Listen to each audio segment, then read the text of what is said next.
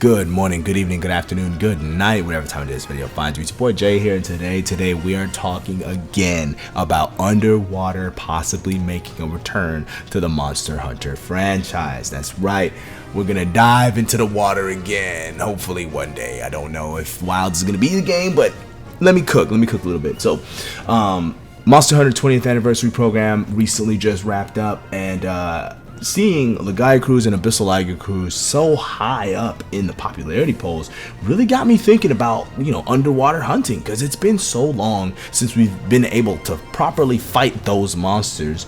Like Lagiacrus was in GU, but there's no underwater in GU, so he was kind of nerfed, and some people are like, man, that's not the real Laggy experience. You got to jump in the water to get it. And then Abyssal, you can't fight Abyssal without being under the water, right? It was an underwater only hunt.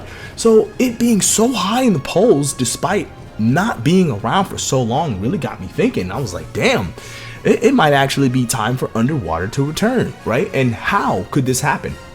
Now, I've already made a video about how I want underwater to return, how I think it's time. I think that it will be much improved from the last time we saw it. And yeah, I think it'll just be great to see it, in a modern game, right? Monster Hunter Tri and 3U are just way different than the Monster Hunter we have right now, right? There's been a lot of improvements, and I do think they could do it justice if it comes back, right? Now, a lot of people really don't like the underwater mechanic. A lot of people don't want it to come back because they feel it didn't control well, it was clunky, it was too difficult, and which are all valid concerns, right?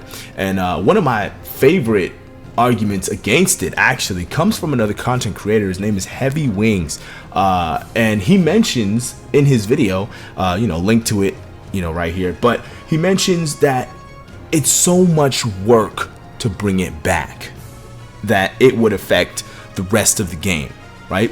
Which is not a bad argument, right? When you look at base Monster Hunter Tri, it's the only game that has weapons cut from it. It's the game with the smallest monster roster, because they had to work so hard on giving each weapon an underwater move set as well, right? Because, the way your weapon controls underwater is different than the way it controls on land. And we've had more weapons added since then, right? We got to get an insect glaive underwater moveset. We got to get a charge blade underwater moveset, because those weapons didn't exist back then, right? And having proper underwater monsters and mechanics and swimming and oxygen, it's a lot of work. It's a lot of work when you look at it from the development side, right? Not that he or I are developers, but you could see it, right? And especially when you look at Monster Hunter Tri in general, you're like, okay, this game doesn't have all the weapons, and it has the smallest monster roster. Is it because they had to design the underwater? Maybe, possibly, right? So there's that. It's too much work is not a bad argument. However, after thinking about it some more, I think there is a way where we can have our cake and eat it too. Hear me out. Let's dive in. Personally, I don't think Wilds will bring back underwater combat. I don't. So I think they need to focus more on, making the map bigger, more expansive, maybe seamless zones where you can go from tundra to volcano to forest, whatever, with a big town in the middle, like a open world, or whatever the hell they're going for, right? Truly, we really don't know what's actually going on. We got one little trailer, right? But I think they're going to focus a lot more on that, and any changes to the combat that they want to implement, they're going to focus on that. So it's going to be a dry game. We're going to be, hunters walking around on land doing the damn thing. And that's cool. I'm cool with it. But here's the key difference between Monster Hunter back then and Monster now. Title updates. Check this out. So Wilds comes out, it's a dry game, you play through the game, it's a polished game, we love it, and it's great, right?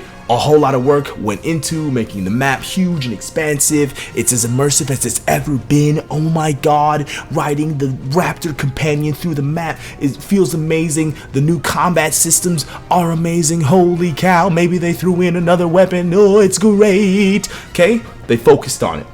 But what if an underwater hunt came back in a title update? So they complete the game, and when work on the game is done, it's done. But maybe in like the second to last, or maybe even the final, I don't know about final title update, but second to last title updates, they announce Abyssal Lagiacrus is coming, right? So we already have Crimson Glow Valstrax in the game without base Valstrax.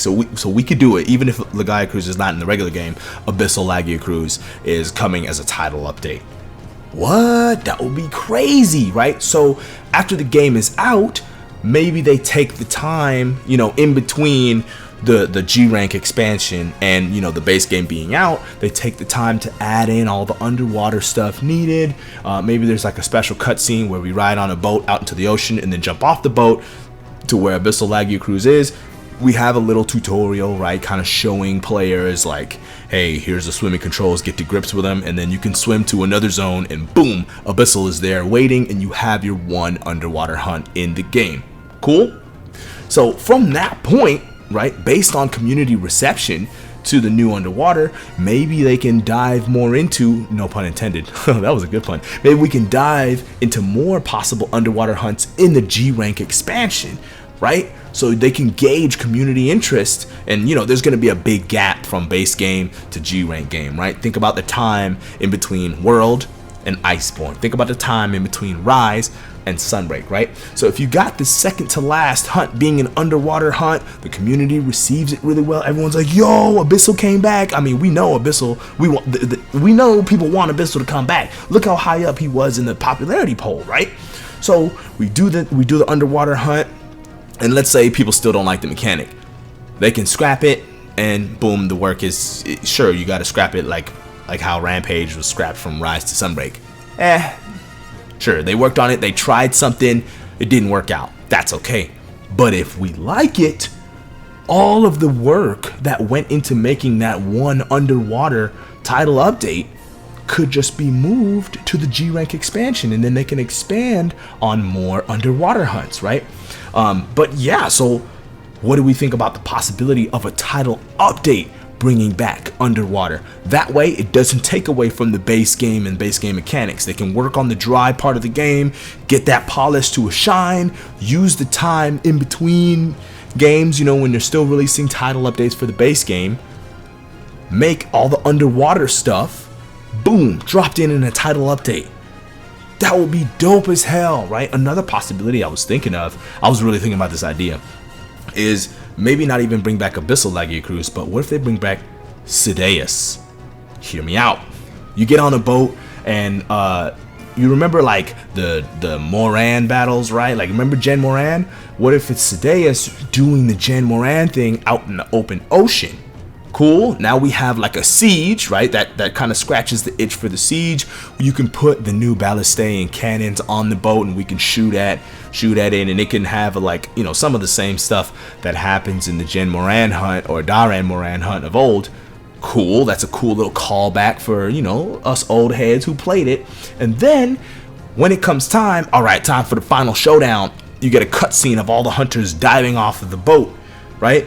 And then much like how it was in the original try, we can swim along with Sideus, right? And if you break the beard, he goes faster to the last zone where you have the fight.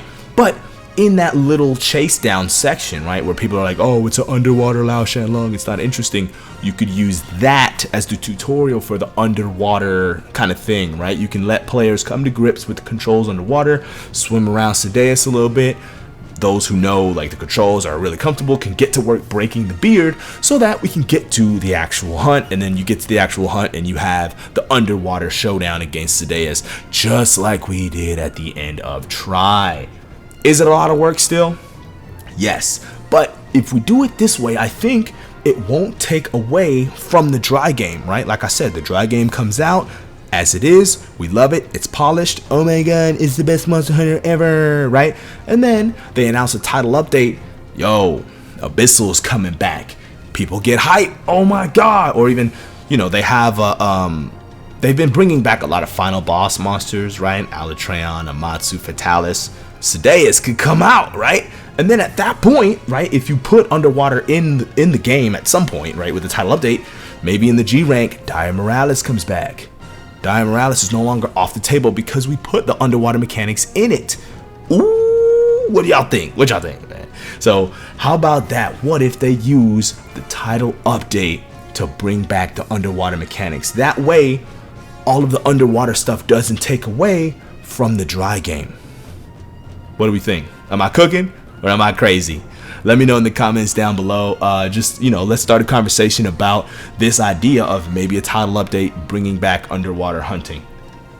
Let's start a conversation. Let's be civil in the comments. I'll reply to each and every comment that hits this video. And as always, people, happy hunting. Peace.